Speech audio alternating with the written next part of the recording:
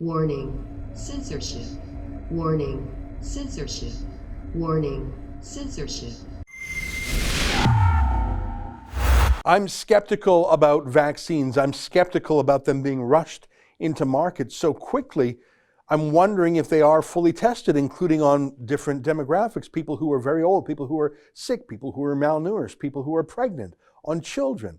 I'm a little nervous about it, in particular because I've been studying the statistics for months, and I realize that while some parts of the community are at risk, others have an extremely low risk of suffering any harm from the coronavirus, COVID-19, or even death. So I want to know more before I say green light to vaccines. I'm not against vaccines per se. I just know that sometimes they can be dangerous and risky, and I want to know all the side effects.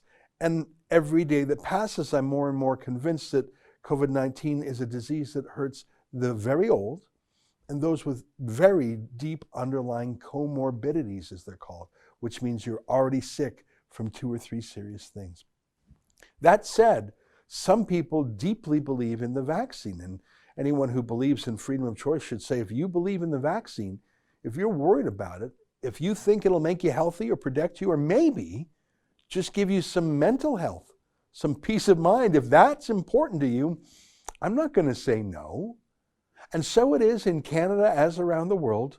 Many countries are dispensing vaccines, often for free.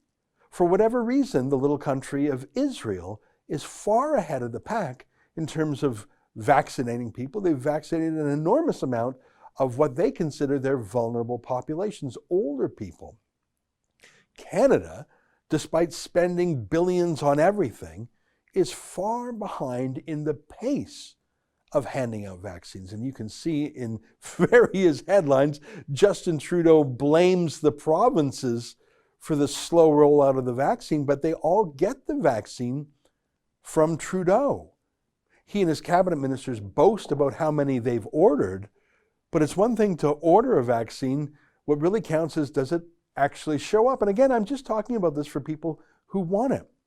I note that the province of Alberta, that has the fastest distribution of vaccines other than tiny Prince Edward Island, they're about to run out. So the obvious question is, where is the federal Conservative Party on this? Why isn't Erin O'Toole, their leader, making a big fuss about the fact that the one thing, Trudeau had one job, he had 2 jobs. One was sealing off the airports from China. He didn't do that. His only other job was getting the vaccines. That's how it is. And he hasn't. Why? Why? Was he too busy banning single-use plastic bags? Now, there's been a little bit of noise on this, but remember the quiz we did the other day? Who is the Conservative Party health critic?